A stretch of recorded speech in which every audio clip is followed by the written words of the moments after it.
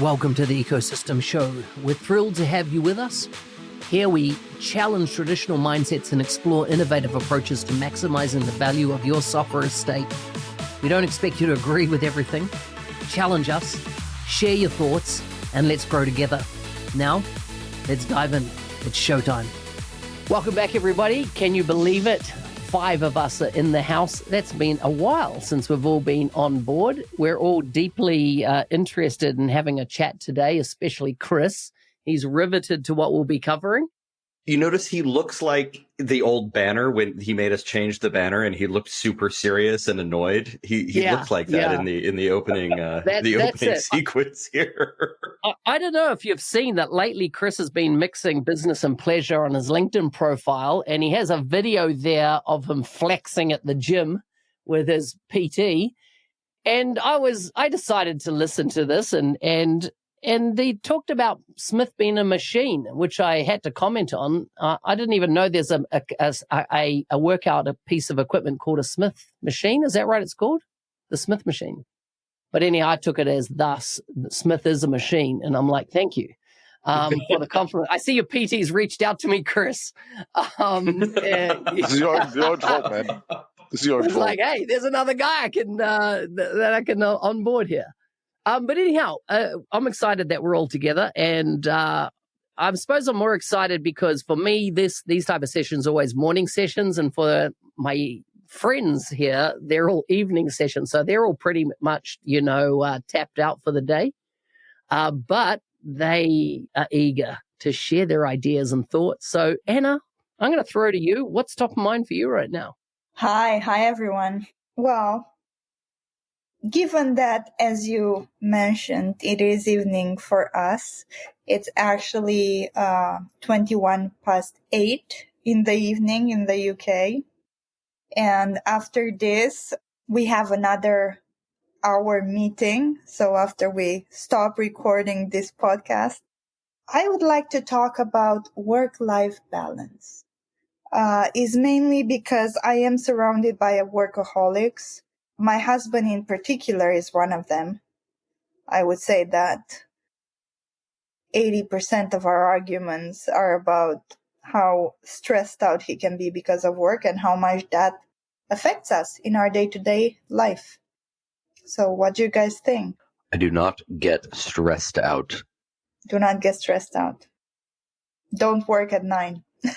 With that in mind, if anybody has followed us for some time, you will see that all of us tend to be prolific in our online and offline worlds. Will, I see you, from my external observation and never talking to you personally, I see that you're always... That's a feature, not a bug. I'm not quite sure for which one of you it's a feature, but it's definitely a feature for one of you. Well, it is a lie to start with, because we do converse from time to time. And but yeah, you always seem to be at a festival, at a party, having the most amazing life that I see all over Europe, might I add, or India for that matter as well, always jet setting somewhere. But I know that you're in this, very senior role inside the organization you work for. You have a lot of folks that depend on your talent. And lack of. How do you juggle? I would say he depends on a lot of folks' talents. That's the I just make the teas, Mark. That's what you do. Surround yourself by geniuses and make them tea, get them chocolate, feed them cake, keep them happy. And that's it. And then you just so you're home by 5 each night and tucked up in bed by 6. Exactly that. I mean, they're solid observations. And do you know what? I guess you're getting to that. How do you balance that point of view? And I for the last, ever since I started my professional career, I've been quite relentlessly pursuing the next thing and studying. And I think Chris and I always used to joke and say insecure overachievers. Like we never felt good enough. So you always put in more and more hours. And that's affected me quite a lot in relationships, in social time with friends, in time with family members that have passed away. And I've always really quite deeply regretted that. And so I said about 6 months ago, I'm going to start saying yes to more things socially, but I'm also going to try and say yes to more things at work that have a good outcome, that have an epic meaning behind them, either mentorship or working more with larger groups of people. So with that, I have gone to more festivals. I've never been to a festival before in my life before. And then this year, I went to some of the biggest ones in the world, and I absolutely loved it. And I'm glad I started saying yes. And then, making more time to hang with friends and family have actually gone downhill because I've started hanging out with the girlfriend more and not balancing the friends and family side. So now that slips out. And then you start focusing too much on work and the rest slips out. So it is a really hard balance. And I think this is a really interesting topic that I get asked on a lot. I will give some more sort of tips as we go on. But I think, to sort of revert back to your original statement there, yes, I've been a busy boy. Does anybody have boundaries? Like, as in that you've kind of created boundaries around your schedule, and how you kind of do you compartmentalize? How does it work? Yeah, I have. I'm brutal, actually. The thing that's important, I block my calendar. I actually make my calendar open to every single person that I work with across every organization, and I block it.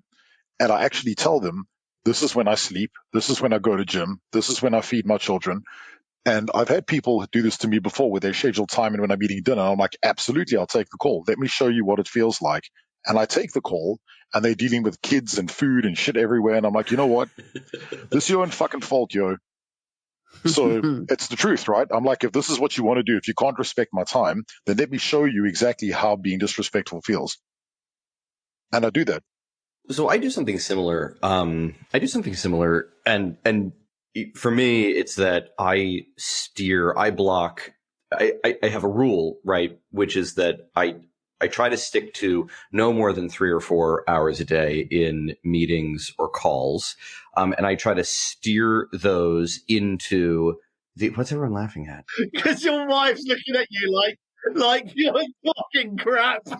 As you're talking, I was watching Anna's face to see whether she believed what you were saying. No, let's not turn this into a debate. I'll show you my calendar. No. I it's schedule. Good. Just carry on. It's great. I steer meetings and calls, and I make myself available for those in the overlap hours between North America and Europe, particularly North American Eastern time, and then, either UK time or Central European time. And, for me, this originally started off as not a way to control my calendar and set boundaries. It started off as a way for me to be able to hop across the sea pretty regularly and not have to rebook all of my standing meetings. But I did have an experience a while back that I worked at I'm sure many of us have had this experience. I worked at a company. I'm not going to say who it is. You can look at my LinkedIn profile and guess, but it's anyone's guess, right? I worked at a company that just had a horrendous culture of respect for other people's schedule and calendars. And in fact, this company had they actually had a policy that everyone's calendar was supposed to be open so that anyone else could read it. And I turned it off. And I was spoken to about this, despite being in a senior role. I actually, it's like someone spoke to me about this. And I said, you have two choices. You can fire me or you can let me have a closed calendar. And the reason was because this particular organization, there was just this sort of culture of other people thinking that they were the arbiters of what was most important on your schedule, right? Yeah. So-and-so, if he wanted to book over something that he thought, because he thought his thing was more important than the thing that you had booked. And my reasoning on this is that you don't have that right. It needs to be enough for you to know that I am busy at this time. End of story. And that was where I think my boundary setting around calendars actually came in, despite the fact that Anna doesn't think that I have any. But I do in fact work hard at this. let's take a quick break. Are you ready to transform your career in just 90 days? Join me on the 90-Day Mentoring Challenge and unlock your full potential. As I listen to the podcast, enroll now and get 10% off using the code MBAP. That's MBAP at the checkout. Don't miss this opportunity to learn from industry leaders and accelerate your growth. Visit ako.nz365guy.com and start your journey today.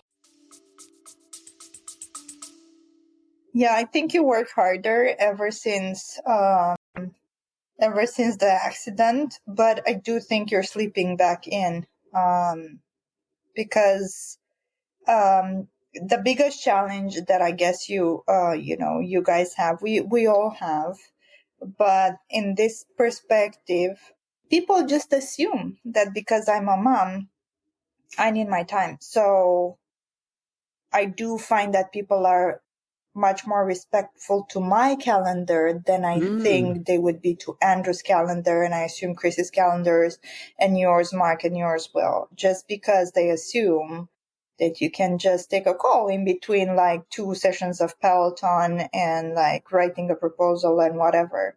That's interesting. This is where, the other side of the coin actually, I see it a lot because we work together, right? Andrew and I work together.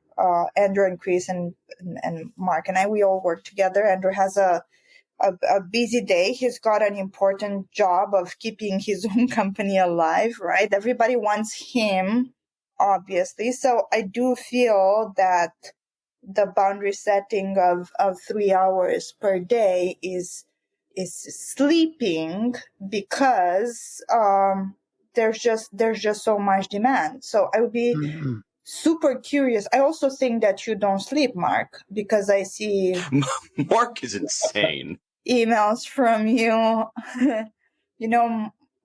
morning, noon, and night. And I would hate for you guys to get seriously ill, or to not be able to focus or burn out. I think it is easier for me to establish a work-life balance. That's such an interesting observation, and I hadn't seen or thought about that before. That people potentially avoid because they know you have a family and looking after kids. How many times when you have been invited to speak at a conference, and let's just say it was a virtual conference, and your speaking slot was at, I don't know, 8, 9, 10 o'clock, 7 o'clock, whatever. How many times did somebody ask you whether that interferes with your kid's bedtime? Because I do get that question asked. Yeah, I never get it. Really, and then I often get the situation where I will have to end a call on time because I said, hey, I've got to take my kids to daycare, or I've got to feed my kids, or I've got to, and there's definitely do you, it's almost like, isn't somebody else doing that? Like, yeah. What do you do that as well? And my friends are actually surprised, like, all of my friends are telling me, oh, you should slow down. You should really slow down. You shouldn't be like that stressed out. When we were working together, Will will always be like, I'm really worried about you. I think you're doing too much. And that's really nice. And I still burn out sometimes, but I'm wondering how many times do men in our industry get given the same courtesy? It's really interesting. And Anna, actually, you've made me reflect on something that you said to me that I found really quite profound. So I agree. I think we're probably all guilty. It's slightly systemic in regards to, the old ways of thinking. But I remember, and you get this a lot where, especially, and once again, only towards women most of the time, which is once you have a family and they see you're working a career, they go, you're having it all. And I remember I once said that to you, and I have to talk about with Annie. I went, you're having it all. And you said, well, no, I'm not. It's impossible to have it all, but I'm trying to get as much of it as I can. And I really liked that. Yeah. I thought that was such a nice way of looking at it. Do you know what I've seen? And by the way, this. Thank you, Anna. This was an unexpected turn from what I like, kind of the ho-hum, let's all talk about how we manage our calendars. So this, I think, is really good. But I've observed at several points throughout my career, the hostility, maybe not always hostility, but sort of the least supportive people of parents, of particularly of mothers with young children, have been several, and I can think of specific examples, several female colleagues that I've had who did not have children or families. And, in several cases, several actually confided in me and said, it really frustrates me that so-and-so gets to come into the office later, all because they have kids, as if the rest of us don't have things to be doing. And I think at the time these conversations were happening, before I had a child, I just sort of didn't care, right? It was sort of like, girl, there are way bigger things to worry about than resenting your colleagues who are mothers. But now, as I think back on it, I'm actually enraged, right? Like I feel sort of this fury at at folks who basically I've seen take the position, oh, everyone is so nice to so-and-so because she's a mom and she can get away with anything. And like thinking back on that now, I haven't thought about this in years. It really sort of infuriates me. But that's poisonous. And as we are talking about work-life balance in a group that clearly, I don't know, maybe I should just speak to myself, in a group that I believe doesn't have any work-life balance right now because things are just moving too fast and you need to hustle. Starting with the idea that parents would need more support is poisonous because that would make you not want to associate yourself with parents and vice versa, thinking that people who don't have kids, are not married, don't have a family, whatever, can work more would annihilate those folks from your organization as well, right? Because they're going to be like, what the hell? Also, I see a scenario where a lot of people, their work is their life. Yep. In other words, I've noticed that some people actually would struggle to live with themselves. And what I mean by that is free time for them is something they don't like. They live to work, not work to live. Yeah. Yeah. And so for them, like for me, I couldn't think of something more amazing than be dropped on a desert island with no tech and no body for a week. Like you're sort of non-corporeal, no body? That would be bliss, right, for me, because for me, I'd be like, I would get this uninterrupted time just to think. And if you look at the way whole society is run, it's really designed for us not to think, to be bombarded with messaging and stuff that says go do and think on your behalf. A lot of people are buzzing. And one of the measures for me is when I look at my career and I can look at years that I can't find any distinctly thing that pops out of those years. In other words, 1 year blended into the next, one project blended into the next. And it was just the same thing, different year, nothing that kind of stands out. And some people, they don't want to spend time by themselves or don't have a life outside of their work. If they don't have children, family, other things that are coming at them. And so therefore it is easy to get caught into that and then wonder why other people do have these other things, going on.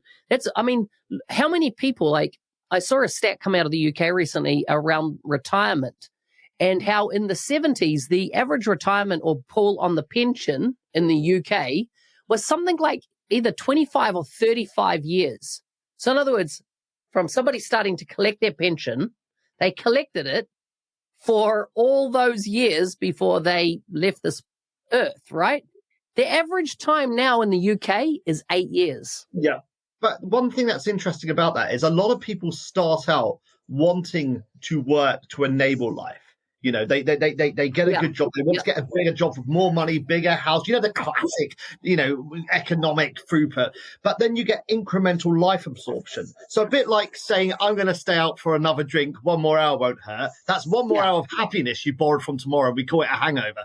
Now, the difference there is you get incremental life absorption as well, where you'll say, okay, I'm going to work a little bit harder. and then you start eating into your hobby time. But that's okay, because you're going to be ahead on your project, and that becomes a pattern. Then you drop the hobby, you drop the family dinner, and you suddenly you accidentally come into a workaholic.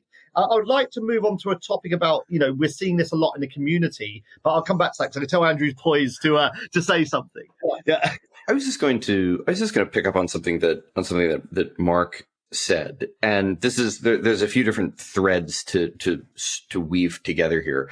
So one of the things that the topics that I've been interested in through the years has been this idea that over the course of history, and in actually very recent times, it's a very recent historical development, that wealthier, better off people work these outrageously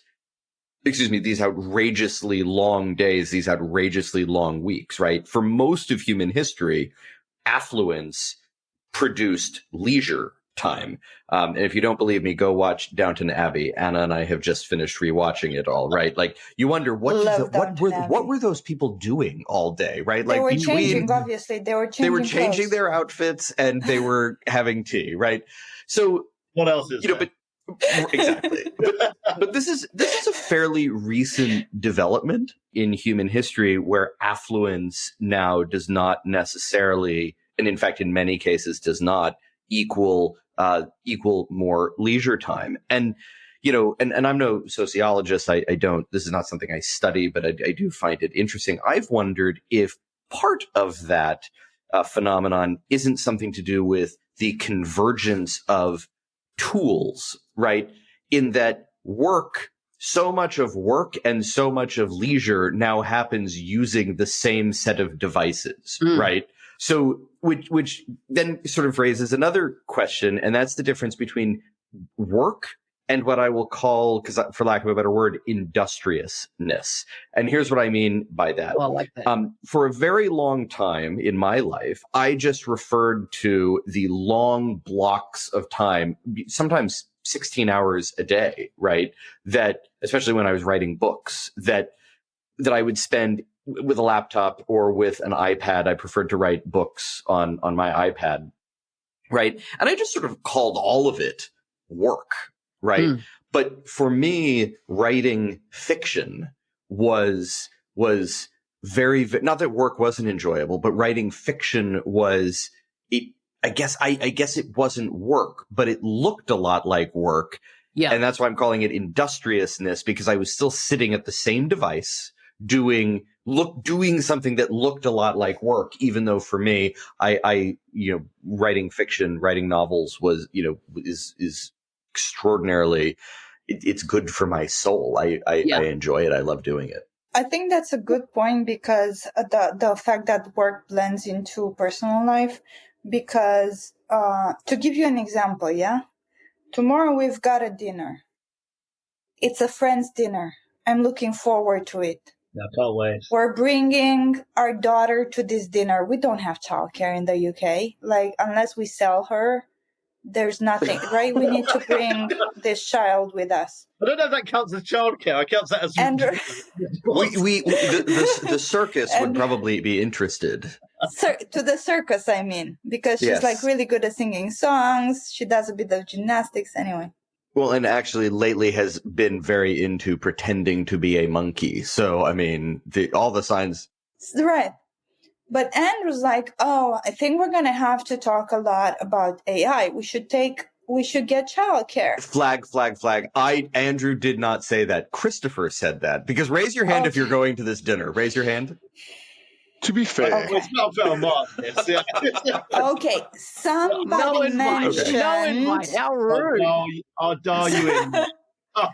Somebody mentioned that during this dinner, we may talk a lot about work, and therefore we would disrupt the dynamic of the group, because people want to talk about these subjects. We're going to be running around after our child. And I'm like, I've been looking forward to this dinner for like the last 2 weeks or so. Can I just go and have an overpriced curry and a cocktail in like, why can this just be like a nice dinner? And so, yeah, you're right. I feel like even if we're setting up like a very pleasurable thing meeting up with your friends. If your friends are entrepreneurs or from your industry, or you end up still doing work. So again, disrupting that work-life balance. And is that healthy? I'm just wondering. Is work-life balance a myth? Is it a modern term? Yeah, is it still a thing? Right. Is it like, I just saw a guy say on X the other day, and he was just like, when you hire people to our company, we make it crystal clear that we'll be working 10-hour days and we'll probably work on Saturday and Sundays as well. Are you up for that? This is the way this company's going to go. And if you look at any big companies that have grinded at the start, they did crazy, ridiculous hours. They didn't have work-life balance. The richest man in the world, I would have probably a lot of people agree with me, probably doesn't have a work-life balance, right? Yeah. And, my wife doesn't like him because she was like, imagine his kids, how they must have to live with the leftovers of his work, time-wise. But I'm like, is work-life balance just a modern concept? Because if you go back 150 years, when the sun came up, you worked. When the sun went down, you stopped working, and you're in bed, pretty soon after that. But you would be out physically working. We just have an electronic world that we work with a lot more. And as Andrew said, the device blend of work and activity has kind of overlapped so much. I think the work-life balance, first of all, I find it to be an off-putting phrase, but that's because I think that it is frequently misused and misunderstood. But one of the ways that I think we collectively misunderstand work-life balance is that we often think about it in terms of the calendar, right? Or the hours in a day that we work. Look at where we went as this topic began to unfold. But one of the ways I think that we would be well served to realize that work-life balance is going to play out in different ways for different people. And one of the ways that I think that it plays out, which I thought that we were over this as a society, at least in occupations that don't require that don't always require physical presence. So clearly, for a lot of teachers and physicians and, et cetera, there's Amazon delivery drivers, right? There's a lot, there's a need to be in a specific physical place. And I thought we were over this, but what I've seen over the last year is this idea of, this return to office nonsense, and the employers again starting to being more and more assertive about caring where people are physically. And I, like I said, I thought we were over this, and it drives me crazy. And listen, some of the world's most successful companies across multiple industries are now increasing these return to office mandates. I think they're nuts. But I do think that work-life balance can play out in different ways for different people. It's not always about the calendar. Part of it is about, one, allowing people to be in places and with people that they care about, but also, frankly, allowing people to be in places where they are able to do their best work. And for some people, that's an office, and for some people, it isn't. So I absolutely agree, and it's the bit I wanted to comment on, which is I believe it's the name itself, the title work-life balance, guides us in the wrong direction. It's not a fixed state, and it does mean something different to everybody. And I always use the phrase work-life integration, because that's what it really is, right? It's not a balance. You're integrating it in how it fits for you. So if you know, our roles are all different, our day-to-day is all different, our family makeup's all different, our hobbies are all different, and you just find the ebbs and flows of life and work and the best way to integrate that. Now, where I see this happening a lot, and it's advice I give out, is when people first start getting involved in the community. They get so addicted to it, and you get all this FOMO, and you suddenly, and the biggest piece of advice I give is, because they start going, oh, I didn't get to go to Nordic Summit, oh, I didn't get to go to Dynamics Mind, oh, then we've got Colour Cloud, we've got Scottish Summit, we've got something, you get the point, right? And it gets intense, and then, I've got 4 talks there, and I'm doing 3 talks tomorrow, and they wear it as a badge of honor, and you're like, and then they're absolutely exhausted, their family's crumbling or whatever. And I go, the moment it starts feeling like a chore, it starts exhausting you, it starts feeling like work, just stop it. It's that addiction, it's that drive, it's that incremental absorption thing again that really gets you. So go back to that. What's my work-life integration? Because this integration is failing. Is it through the integration neighborhood? Is that? Yeah, absolutely. Check out Anna and Andrew's articles on that. But this is more from the life sort of representation. Yeah. But you know what though? Like, okay, so I've been doing this type of thing now since 2008, right? Like, I've been doing it for a long time, right? And I've been conferencing, like proper conferencing, since 2013. Okay, so it's 11 years, man. I've been doing this 11 years. And like, something I've worked out is, number one, I love it. Like, I love doing it. I've never not liked doing it. I like going to conferences. I like traveling. I like seeing people. I like getting on stage. I would happily get on stage 10 times in a row at an event. No problem. Yeah. For me, I don't, and I like your talk, your discussion there, Will, because work-life integration is key. What I do is I work on integrating things together. Like, as an example, the last event, I managed to go to gym 4 times out of the 5 days, like hardcore gym. Not like 1 hour. I'm talking like 2 hours out of the event. I've learned how to bake in things for work, and like, I have call times with the family. Like, that's important, right?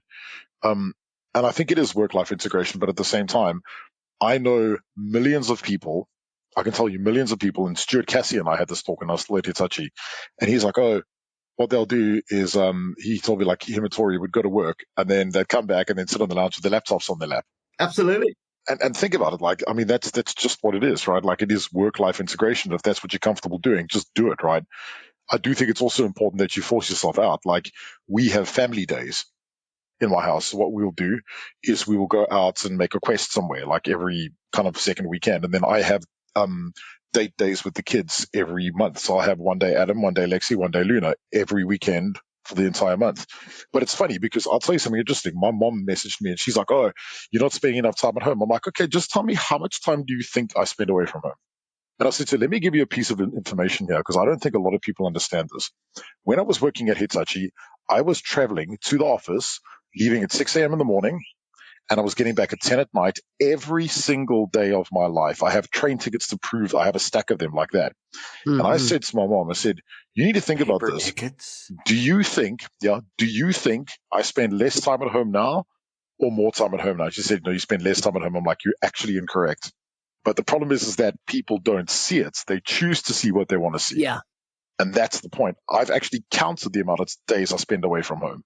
That's it. And do you know what? And I like, because I quoted Anna earlier, I want to quote Chris now, which is, and this undoes some of the stuff we've said. But actually, Anna stated saying, hey, look, this group's got very, our work-life balance is quite extreme and swings like a pendulum. But Chris said something to me, I think it was about a week, 2 weeks ago, and it resonated so well, which is people go, oh, Will, you need to get your balance right, etc. I was like, well, no, I don't, because it works for me. And Chris said this, and he went, and I chose this life. This is what I like doing. I chose this life. I like the intensity. I find the balance. I find the integration. Let's throw balance out the window. I find the work-life integration, and this is what I chose. It works for me. So you might not think it's appropriate for you, and it probably isn't, because your parameters are completely different to mine. But I do like Chris's quote on that, which is, I chose this life. I like going up and speaking at 6 sessions of an event. I like going on stage 10 times. I like taking out, days out and making strong barriers. It's whatever works for you. Just make it work. I think that is a really important point, especially I think for probably a number of people who listen to this, who watch or listen to this show. And here's what I mean. I've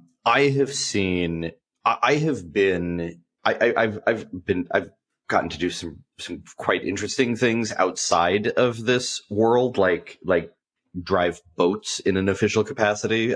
But excuse me, in one form or another, I have been in this world of kind of Microsoft or other sort of partner space, working at a consultancy or a similar type organization, working in that environment. I've been in that world for since 2001, right? So I've been in that world for 23 years, and I what I've seen, a lot of it feels very normal to me, right? It feels very normative to me.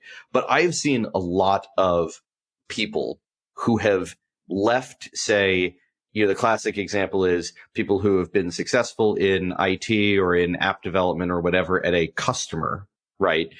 And they leave that world of a customer and they go to a partner, they go to a consultancy where suddenly they're expected to be utilized or to bill a certain number of hours. For those who are wondering, I think that this is more extreme in the United States, where the billing requirement is often 40 hours a week, and then you will support sales and learn things on top of the 40 hours per week, right? In the UK, they're a little bit more forgiving, but not very much more forgiving. And I've seen people just go from customer land to partner land and get fried very, very quickly. And I think that is a transition that, often can be seen like, I'm going to go, I might make more money in partner land, but there are trade-offs, right? It is a life that you are choosing, and you need to, it's very hard to jump in, right? Especially if you're not acclimatized to it. And it goes back to that hedonic treadmill of life, which is, you're going to keep going that incremental absorption. It's going to feel good for a bit. Then you go back to it not feeling the same. So you do a bit more and you do a bit more. And you're chasing that dopamine kick of, insecure overachievement. You know what? I love this podcast. I think we could probably talk about it for hours on end because it is such a personal topic that we all have our own personal points on. And I honestly, it's been so enjoyable. And with that, we will wrap. We'd love to get your feedback if you're listening and or watching this. How do you juggle and integrate all the things that you've got going on in your life, both paid and unpaid? How does it work for you? We'd love to hear your feedback. Thank you. Until next time. Ciao, ciao. Sweet. Thank you. See you later. Bye guys. See ya. Thanks for tuning into the Ecosystem Show. We hope you found today's discussion insightful and thought-provoking. And maybe you had a laugh or two. Remember, your feedback and challenges help us all grow. So don't hesitate to share your perspective. Stay connected with us for more innovative ideas and strategies to enhance your software estate. Until next time, keep pushing the boundaries and creating value. See you on the next episode.